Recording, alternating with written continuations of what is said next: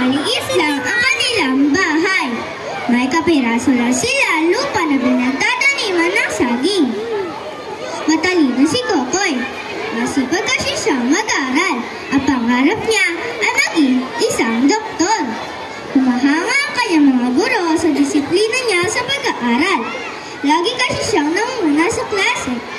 Tulad ng mga ibang unggoy, ay may oras din si Kokoy para makipaglaro sa kanyang mga kaibigan. Ang kaibahan niya lang ay alam niya kung kailan dapat maglaro, mag-aral at tumulong sa mga magulang. Gusto ko po talagang maging doktor, kaya pinabubuti ko ang pag-aaral. Sabi ni Kokoy sa ama at ina. Balak raw kasi niya mag-apply ng scholarship para libre makapag-aral kapag nasa kolehiyo na.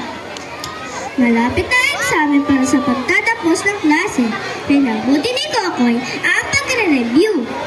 Sa araw ng examen ay maaga siyang gumising. Papunta siyang paaralan nang makita ang isang matandang unggoy sa gilid ng daan. Hindi nagdalawang isip si Kokoy.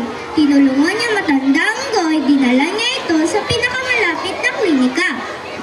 Hindi iniwan ni Kokoy ang matandang unggoy hanggat tinitiyak na ligtas na ito. Nahuli tuloy siya sa klase. Matapos magpaliwanag sa guro, pinakuha nito si Kokoy ng exam. Mataas ang nakuha ni Kokoy, kaya masaya na rin siya. Nakalimutan na ni Kokoy ang matandang unggoy ng isang araw ay dumating ito sa kanilang bahay. Nagpasalamat ang matandang unggoy sa pagmamalasakit ni Kokoy. Ang sabi na tayo, utang kay Kokoy ang kanyang buhay. Ang sabi ng matandang unggoy ay pag-aaralin si Kokoy sa kolehiyo. Napakayaman pala ng matandang unggoy.